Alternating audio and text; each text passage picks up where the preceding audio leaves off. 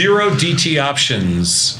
Butterflies versus straddle swaps. Is that what we did this morning? Yes, that's the point. Yeah. So though, a little bit background. This isn't going to be like enormous revelation, but we did have some kind of questions about what if we do something like a straddle swap? And what we're going to show here is the butterfly that we usually talk about in the SPX $30 wide is actually very, very, very, very similar in exposure to a straddle swap, which is a trade we did this morning. And I think people have questions on it because it looks like a very different trade. We never do straddle swaps ever anyway in any other product at all. Now, granted, we don't do butterflies either, except in the 0 days. But when you actually look at the kind of the exposure when you have an unchanged day versus a small move versus a big move, and you compare the butterfly and the straddle swap, they're basically the same trade. Which you're going to bake takeaways that you can swap them interchangeably for the most part. Okay. All right. Okay. So it's going to be very straightforward, but it answers a question that I think is out there. So very practical. Okay. Let's go. Oh yeah. So let's say the difference between the butterflies with the $30 wide wings, and that's going to be the key here. Whenever we do these butterflies, I think Tom, you were the one who started to say this. $30 wide was where you started.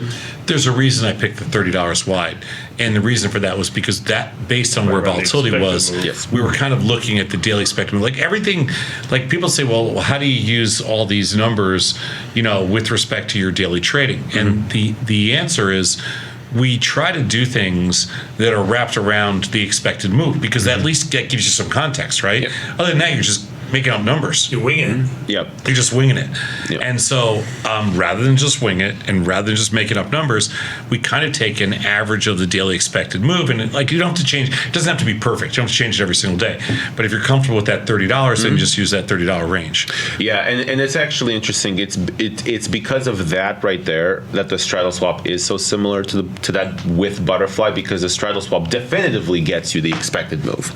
It is an automatic expected move butterfly in a sense. That is true. I mean, sometimes people write to us and they'll say, and one of the things they'll say is, hey, the expected move on your platform is different than the expected move on a different platform, right? Yeah. And I'll sometimes say, well, I'm pretty sure ours is right, but you can take a look at the front month straddle and you can make a determination yourself. Yeah. Because you can see where the market's pricing, it's not going to be exact. Yeah. Because there's sometimes you take 85%, sometimes you take 90% of it. But if you're seeing something that's, that's really off, it's probably a bad number. Correct. Yeah. And I think that when you look at these straddle trades, the straddle trades are unique in the sense that they always will give you some semblance of the expected move baked into the trade before you even look at the numbers yourself. And this is why I think if you are going to be doing these 0 DT butterflies, sometimes it's easier to just do the straddle swap because prompt like the VIX that one day volatility changes quite a bit. Yeah. So instead of trying to figure out where the butterfly wings are, you could just do a straddle swap that gives you it automatically based on the debit that you pay. So we're just going to look at the difference and kind of equate these two. So we're going to look at the open. On the open, we're going to buy the 0 DT at the money call butterfly, $30 wings. We're going to sell the 0 DT straddle by the 1 day straddle that gives you that straddle swap, right? We're going to record the P&L change in the first 2 hours as if SPX moves 0.5%, unchanged, or 1.5%. Well, this is a little different than we did this morning. Because this morning we did a straddle swap. Correct. Yeah. So we're including that in here. Oh, you're including it in here. Yeah. So we're comparing the butterfly and that straddle swap. Okay. Perfect. Okay. So if we go to the next slide, what we're seeing is the next slide. Yep. So the one small difference with the straddle swap that I think you're getting a little granular today, a little more so than usual in the 0 DTs, but it's You're good. only supposed to be here for color. You want to go ahead and take it? No, you do it. I think that's I would love you to read the slides. It goes in one ear, out the other. That's okay. Go ahead. Yeah. You do a good job. Well, I don't know what color is. I mean, you guys say be color. I'm like, okay, I'll be color. What is color? I don't know. And do you know what a color man is? No. Oh, English is not his first language. You have to no, sports is not his first thing. That's it. So when you watch a sporting event, there's a guy who's an announcer. Okay. And there's a guy who does what they call he does color. Okay. Or he or she does color.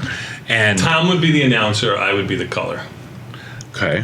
so On the most surface. so somebody like tells you what's happening during the game. So you can't have two people trying to explain, the play-by-play action, right? So you have one person that's doing the play-by-play, like one person that's reading the slides, okay, and then you have another That'd be person. you. And then you have another person, that'd be you, that provides. So normally I'll read the slides and Tony provides the color. Okay. But you're Right. here today to provide additional color. Got it. So I will let you take the slides from me. No, you got to read Now I it. understand. You got to read it for now. Now I understand the analogy. You got to read them for now. Go No, ahead. this is all yours. You started. You You're started. already You on got to third finish. slide, We have so- a rule. You start, you finish. That's right. That's right. On is a spread off. What goes on? trumps the other. Yeah, what goes on as a spread comes off as a spread. That's exactly right. Yeah. What starts as a discussion finishes. Go Hey, ahead. finish Okay, got finish it. what you start. Well, I do apologize, and I will take my penance later. Okay. So the straddle. Don't make me bring in the new guy already. It's only day one. I don't think he's ready, but I don't. I'm not sure he's ready, but it's only day one. We can bring him in here. So, because the straddle swap is done across two expirations, there is technically no defined max profit. Now, there is a defined max loss if you take off the spread together, right? If you take it off separately, obviously there is no defined loss either. However, realistically, max loss will always be the debit paid because you always take this spread off together. So max loss is a debit paid for both the straddle swap and the butterfly. So that's a similarity. The difference is that the max profit is technically undefined with the straddle swap, and obviously because if volatility changes in the one-day cycle, that will change the profit whatever it could be, right? Theoretically, it could go as high as whatever. Butterfly's max profit is always defined at the width of the wings minus the debit paid. Okay, got that. Okay, so let's go to the fourth slide. Now, here's the cool part. When you compare the butterfly to the straddle swap, it has very similar exposure, profit, and loss. So, for example, S&Ps are up half of 1%. The butterfly loses about 375. The straddle swap loses 300. But if the market's unchanged, butterfly makes 250. Straddle swap makes 200. Very, very similar. Although you will notice that the straddle swap has slightly less exposure on those small moves. You make less money ever so slightly. And the reason is because, again, that max profit is technically undefined. So theoretically, you could make more if you have an outlier move in volatility, and in exchange for that, you'd make a little bit less on any other move in the market. Okay. But the key is not necessarily the difference. The key is here very similar to a $30 wing. A butterfly with $30 wings. I mean, basically, this position, you're really just hoping that we stay range bound. Go nowhere. Yes. Which is what you Exactly. want in the $30 white butterfly. It's the same thing. It's the same thing. Yeah, exact same thing. Oh, you're probably going to make the point, so I'll wait for the slides. Go ahead. No, I would love. No. I was going to say you can. It has your straddle swap has a little bit of a volatility play too, because the Exactly. front month volatility can go down a lot faster than the back month, which is typically what would happen, what you would want to happen. But you also can get back month going down and front month going up because back month is going to expire. Maybe there's an event that's going to happen, or maybe Right. news changes something overnight. So you do get that too. It could work against you also. Yeah. So the one benefit with the straddle swap, I will say, that the butterfly doesn't have is if there is, because the max loss is defined if you take the trade-off together. However, if there is some big event that happens in the market today that makes the market move a lot but finishes the market unchanged, yet volatility goes up, you're actually make a lot more money with the straddle swap in that case. Yep. And that's the one difference. This is why you see the straddle swap on average make a little bit less.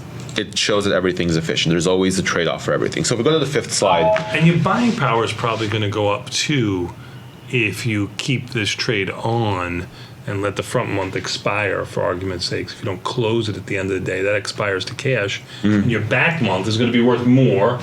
So it wouldn't be, no, it would just be 'cause you have profit. credit. It wouldn't Yeah, be they it wouldn't be buying power. I'm thinking it from the other way around. yeah, that's good. Yeah, Yep, so the it'll buying just be power profit. shouldn't change. On Nope, this it won't. percent. Yep, Okay, you're right.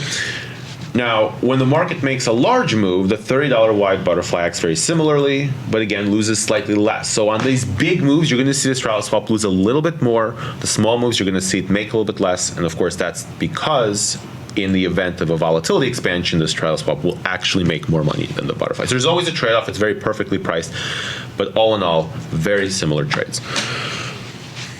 Yeah, I got it. Cool. Yeah. Okay. Number 6, please. And again, this is kind of summarizing the trade-off. Straddle swap sees slightly less profit than the butterfly and slightly greater losses than the butterfly when the market makes a move. But the trade-off is that there is no max profit for the straddle swap. So again, very similar, slight difference. They're virtually the same position. Virtually the same. Just pointing out the nuances because we had some questions, but now it's a very easy answer. Honestly, if I were doing these every single day without question, I'd probably start doing the straddle swap more because that gives you the expected move baked into this trade every single day, whereas a butterfly, you actually have to adjust the wings if you want to get there. It's a good point. Yeah. Good point. All right, last slide, and let's finish up. Okay, so buying straddle swap, which is selling the straddle, buying the one-day straddle, is very similar to buying a $30 white butterfly. The slight difference are the higher debit paid for the straddle swap and slightly less profit, slightly greater slightly greater losses in exchange for the higher max profit potential. But it's marginal at best, so very similar. I think the most important thing to point out here is that we don't have enough historical data at this point to see how this comes out. Like, how do we maximize this so we turn this into a net profit? Mm-hmm. I mean, obviously, I think you do it by the way we did it today, which is you aggressively manage your winners. Yeah. But and I can't imagine there's any other answer other than that. But we'll see. Well, the thing is whenever you do the 0 days, I mean, the way I think about it is if you have such an efficient market in the 0 days and you have such an elevated volatility on average compared to if you do the 45-day, prompt month, it's always going to be higher. You will see higher P&L over time. If you do these, you're just going to have a lot more variance for the same amount of capital you use. So when it works a lot and works often. But when you're wrong, you're probably going to lose all of the debit paid. But that's a trade-off, and for people who want to do it every day, I don't think it's a bad idea. It's just a different type of trade. No, personally, I like it more in the cash settled SPX than in a different product. But we'll see. Yeah, well, no, that is without. It's question. A tough trade in the SPY. That goes without question. Yeah, because in that case, if you're trading closer to expiration, you're almost at max loss, but you get, you don't want to deal with the whole assignment, especially the man's never happy. You made him $100 per contract. That's including commissions, everything else like that, lunch, everything else. He's never happy. Look at him. He looks happy. Happy. He's happy. We're going to take a quick 90-second break. That was some color from my man Antone. We'll be back in 90 seconds. We got more Tasty Live with Joy. Mr. Scott Sheriff from Tasty Trade World Headquarters. You're not going to want to miss this.